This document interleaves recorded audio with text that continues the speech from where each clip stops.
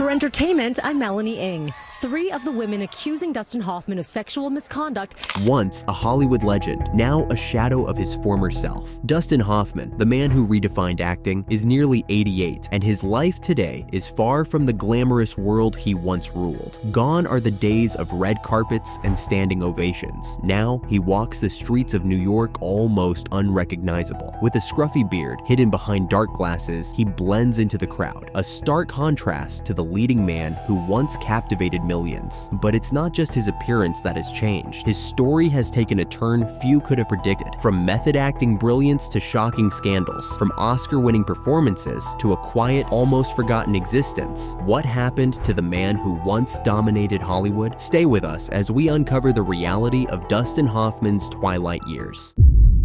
Rise and fall of Dustin Hoffman. Dustin Hoffman's rise in Hollywood was nothing short of revolutionary. Breaking away from the traditional mold of tall, conventionally handsome leading men, he became an unlikely star with his breakout role in The Graduate, 1967. His portrayal of the awkward and confused Benjamin Braddock struck a chord with audiences, launching him into stardom. He quickly followed up with acclaimed performances in Midnight Cowboy, 1969, Kramer vs. Kramer, 1979, Tootsie, 1982, and Rain Man, 1988, earning 2 Academy Awards along the way. Known for his intense method acting, Hoffman pushed himself to extreme limits, staying in character for weeks, physically altering his body, and demanding perfection from his co-stars. His performances redefined Hollywood's perception of a leading man, proving that raw talent and emotional depth could triumph over traditional good looks. The overwhelming evidence for Hoffman's talent was countered by reports from others who said he could be a difficult artist to work with. He would engage in obsessive bouts of preparation and rehearsal, in which he would conflict with his directors and co-actors. During Kramer vs. Kramer, he slapped Meryl Streep out of the blue to provoke a genuine emotional response. And during Tootsie, he was constantly butting heads with director Sidney Pollack, rewriting scenes and demanding changes. While his intense work habits produced memorable performances, they also made him hard to work with. Irrespective of that, he remained one of the better respected actors in Hollywood through the 1990s and 2000s in supporting roles and comedic undertakings. In Hook, 1991, Wag the Dog, 1997, Meet the Fockers, 2004, and voicing Master Shifu in Kung Fu Panda, 2008. His directorial debut, Quartet, 2012, gave further credence to his talents, showing that even after decades of mastering acts, he was still willing to seek other creative avenues. However, late 2017 would mark a sudden downhill break in Hoffman's career, as numerous women accused him of indecent misconduct, with allegations spanning several decades. Though never formally charged, Hoffman's legacy was forever stained.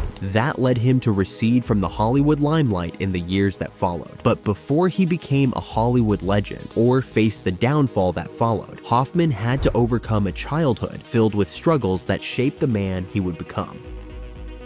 A difficult childhood.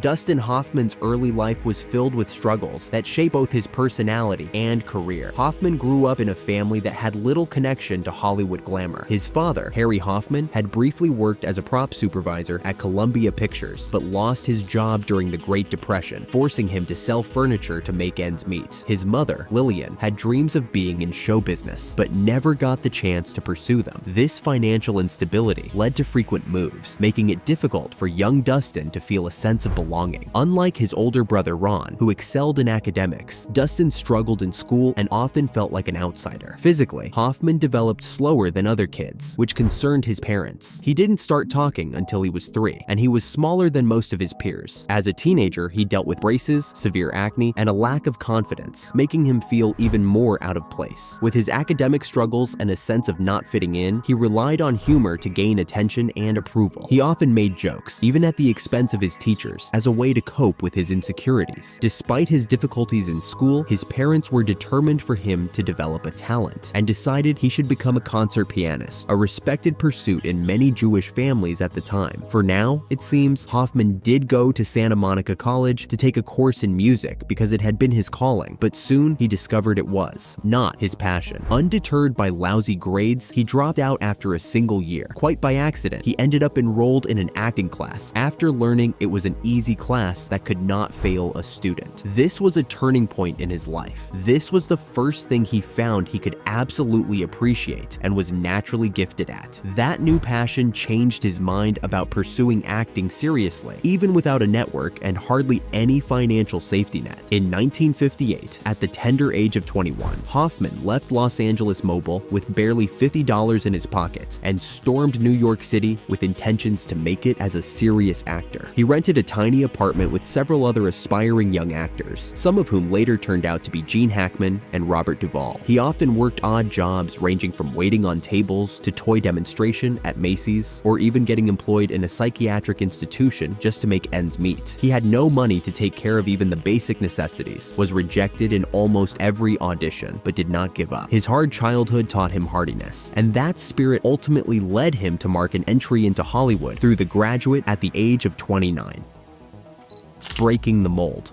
Before The Graduate, Hollywood leading men were typically tall, conventionally handsome, and exuded confidence. Actors like Paul Newman, Robert Redford, and Cary Grant. Dustin Hoffman, with his short stature, unconventional looks, and nervous energy, was the complete opposite of the traditional heartthrob. When he auditioned for the role of Benjamin Braddock, a young man struggling with post-college uncertainty, he believed he had no chance of getting the part. In fact, he was so convinced he wasn't right for the role that he deliberately tried to sabotage his own audition. However, director Mike Nichols saw something special in him and insisted that Hoffman's awkwardness and vulnerability made him perfect for the character. The casting of Hoffman was groundbreaking because it challenged Hollywood's perception of what a leading man could be. At 29 years old, he had to play a 21-year-old college graduate, making his performance even more challenging. His co-star, Anne Bancroft, who played the seductive Mrs. Robinson, was only 6 years older than him, but their on-screen dynamic became iconic. Some doubted whether Hoffman's nervous, unpolished presence would translate well to the big screen. But when The Graduate was released, audiences connected deeply with his portrayal of Benjamin's confusion and social awkwardness. His performance resonated with a new generation of moviegoers who saw themselves in his struggles, breaking the mold of the confident, all-American leading man. It was such a breakthrough that The Graduate quickly made money, grossing more than $104.9 million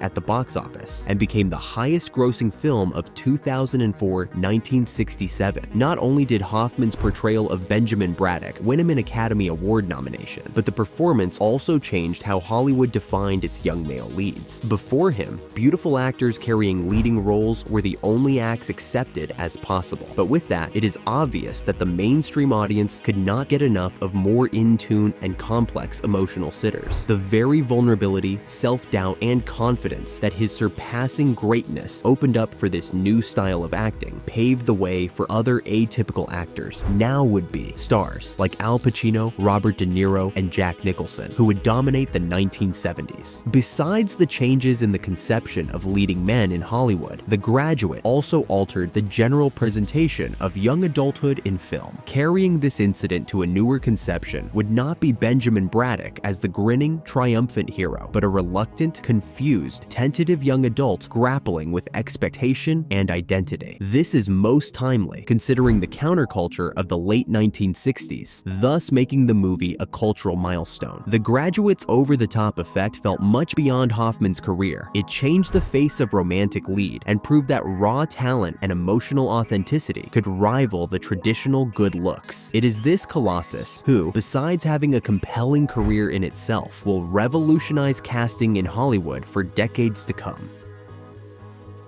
The art of method acting. Dustin Hoffman is known for his extreme dedication to method acting, often pushing himself to physical and emotional limits to fully embody his characters. From the beginning of his career, he took a deeply immersive approach to acting, believing that every role required intense preparation and commitment. His method acting techniques set him apart in Hollywood, sometimes earning him praise for his authenticity and, at other times, frustrating directors and co-stars. Whether it was drastically changing his appearance, staying in character for months, or using personal experiences to fuel his performances, Hoffman was relentless in his pursuit of realism. One of the most famous examples of his commitment was his role in Marathon Man, 1976, where he played a man being tortured by a former Nazi. To accurately portray his character's exhaustion, Hoffman reportedly stayed awake for 3 days straight before filming, pushing himself to the brink of delirium. His co-star, legendary actor Laurence Olivier, famously questioned his methods, telling him, "My dear boy, why don't you just try acting?" This anecdote highlighted the stark contrast between Hoffman's extreme dedication and Olivier's more traditional approach to performance. However, Hoffman believed that true acting required full immersion, regardless of the toll it took on him. In Rain Man, 1988, Hoffman is Raymond Babbitt, an autistic savant with a near photographic memory. For research, he studied autism for hundreds of hours, visited hospitals, and saw real savants, particularly a man called Kim Peek, who inspired this character. He even memorized parts of the phone book and spent 12 weeks remaining in character, wearing Raymond's clothes when cameras were off. Rain Man was such a hit that it exploded a cultural phenomenon and awareness about autism, providing Hoffman with the second Academy Award for Best Actor. Yet Hoffman sometimes traveled over into his method acting's darker territory with it. His intense commitment to acting sometimes caused him to cross whatever boundary on the set. During Kramer vs. Kramer, he smashed a wine glass to produce true emotions in his young co-star. He whispered the name of her recently deceased fiancé to stoke Meryl Streep's emotions just before a courtroom scene, and she described this later as crossing a line. Many who admired his constant striving toward authenticity found it excessive and almost harmful. Regardless of the surround the controversy approach, the performances made Hoffman one of the most powerful living method actors.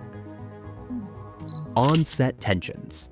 Dustin Hoffman's dedication to his craft made him one of Hollywood's most respected actors, but it also made him notoriously difficult to work with. His relentless pursuit of authenticity often led to intense on-set conflicts with directors, co-stars, and crew members. Hoffman was known for demanding countless retakes, rewriting scripts, and improvising unexpected actions during scenes, sometimes at the expense of his colleagues' comfort. While his perfectionism contributed to many of his iconic performances, it also created tension, with some actors and filmmakers struggling to handle his strong-willed approach. One of the most infamous examples of Hoffman's on-set behavior occurred during the filming of Kramer vs. Kramer, in which he starred alongside Meryl Streep. Their working relationship was fraught with tension from the beginning. On the very first day of shooting, Hoffman unexpectedly slapped Streep across the face without warning before their scene. He also deliberately provoked her emotionally by whispering the name of her recently deceased fiancé, John Cazale, before an intense courtroom confrontation. Streep, though maintaining her professionalism, later criticized Hoffman's actions as overstepping boundaries. While their performances resulted in an Oscar win for Streep and another for Hoffman, the behind-the-scenes struggles painted a darker picture of his approach to acting. Hoffman has had conflicts all through. The tussle wasn't just confined to co-stars. He had major clashes with directors as well, with so many things pitting him against director Sidney Pollack during Tootsie. The 7-month production was filled with heated fights between the two. After spending years developing the project and pouring his life into the character, Hoffman was unable to budge from the power struggle. Interestingly, the situation became so bad that Pollack finally found an unusual solution, waiting for Hoffman to have fully donned his costume as Dorothy Michaels before discussing script changes, as he found the actor more cooperative in character. Behind all the chaotic drama, Tootsie was probably Hoffman's most celebrated film, garnering 10 Academy Award nominations. Sometimes even his method acting caused friction on the set. Shooting Marathon Man, he stayed up for 3 days, leaving Olivier bowled over. In Death of a Salesman, he played Willie Loman with such immersion that it required hospitalization after the shooting. While many admired his deep commitment to his roles, others found his intensity tiring and disruptive. But then, despite his best talents, Hoffman's name would always be remembered as the peg of a demanding and at times difficult actor who certainly left marks on people's minds. Genius had its cost. Just when his reputation for being difficult seemed like his biggest controversy, a wave of shocking accusations would change everything.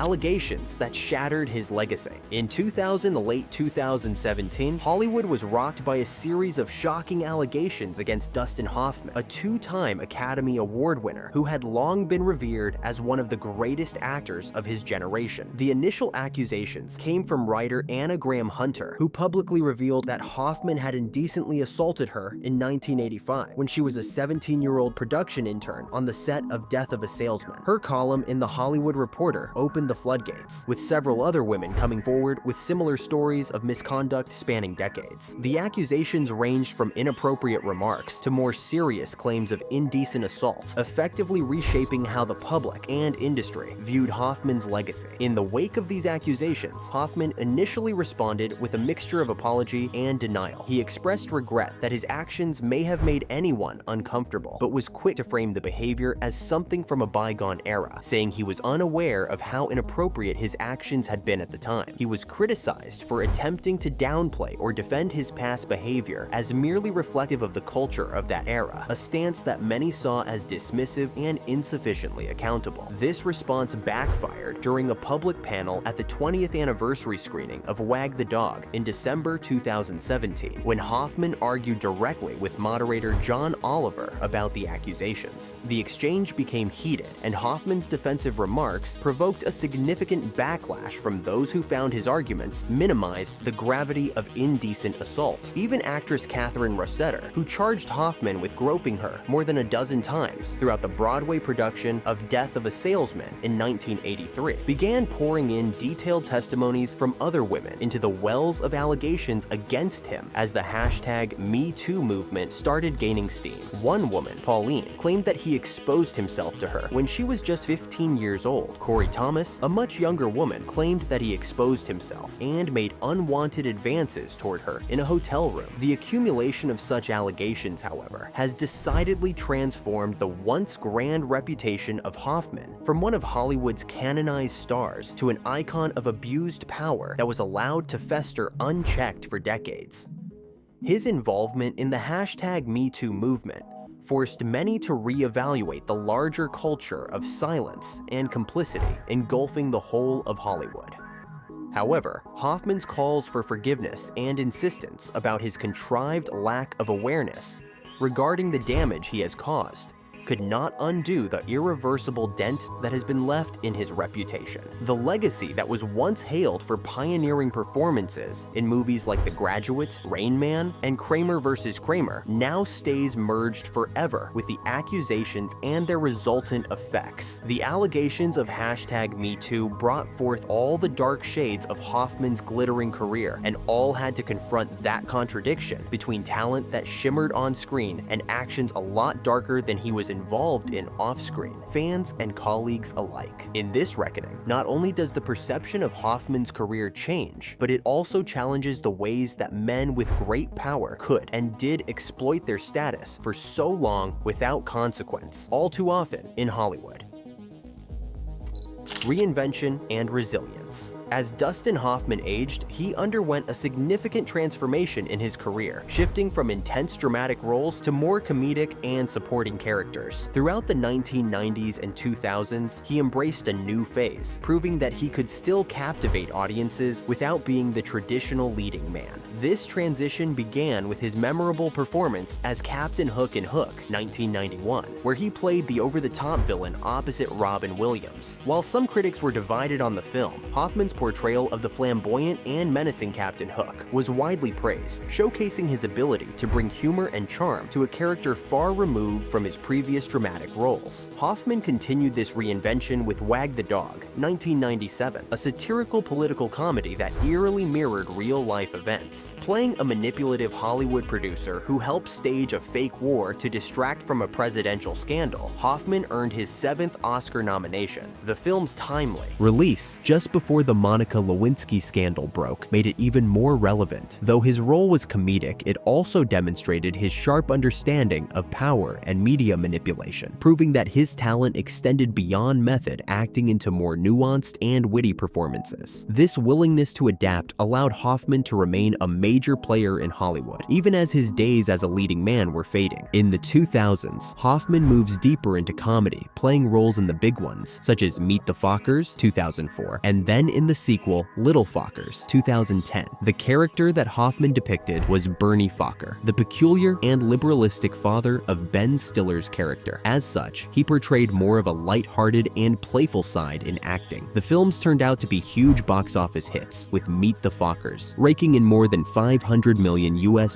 in worldwide box office gross. Plus, from these roles, Hoffman introduced himself to the younger generation, proving beyond doubt that his comedic timing was as good as that dramatically intense pout. He even tried voice acting in the role of Master Shifu in Kung Fu Panda, 2008, and its sequel, which only served to solidify him as the national damsel in family entertainment. His return to traditional leading roles of the past would not sway Hoffman from challenging himself. Hoffman made his directorial debut with Quartet, a feature straight out of the pages of Life about retired opera singers, in 2012. It revealed Hoffman's unique talent for storytelling with warmth and humor. Years later, there were still innuendos for such roles, noteworthy ones being the Meyerowitz stories, 2017, in which he played an aging artist struggling with his legacy. The mentions above would show how the domestic situation changed with time about Hoffman's career. No longer that intense young actor defying the norms of Hollywood, but rather a veteran in his dealings, evolving with age. Even later, when it was ensured that controversy would dominate his legacy, Hoffman's reinvention had proven how strong resilience and flexibility could keep one in the industry for decades.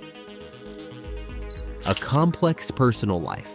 Dustin Hoffman's personal life has been marked by two very different marriages. Each reflects different phases of his life and career. His first marriage was to Anne Byrne in 1969, just as he was becoming a household name after The Graduate. Byrne already had a daughter, Karina, whom Hoffman adopted, and together they had another daughter, Jenna, in 1970. However, as his career skyrocketed, the pressures of fame and his relentless dedication to acting took a toll on their relationship. Hoffman later admitted to infidelity, and after 11 years of marriage, they divorced in 1980. Byrne received a $4.5 million settlement, a substantial amount at the time, highlighting how much success Hoffman had achieved by that point. Soon after his divorce, Hoffman fell in love with Lisa Gotzigan, a lawyer and businesswoman. Their story was certainly unusual. Lisa met Hoffman first when she was only 10 and told her grandmother she would marry him one day. Some 15 years later, they would run into one another again, and in 1980,